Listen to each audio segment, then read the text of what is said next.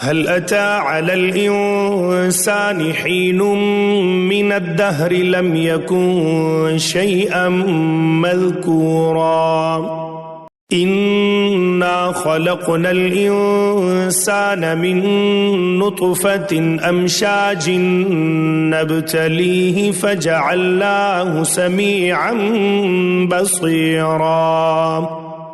کیا انسان پر لامتناہی زمانے کا ایک وقت ایسا بھی گزرا ہے جب وہ کوئی قابل ذکر چیز نہ تھا؟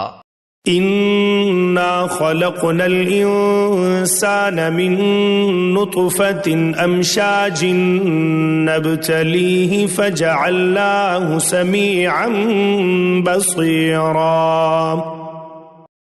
ہم نے انسان کو ایک مخلوط نطفے سے پیدا کیا تاکہ اس کا امتحان لیں، اور اس غرض کے لیے ہم نے اسے سننے اور دیکھنے والا بنایا۔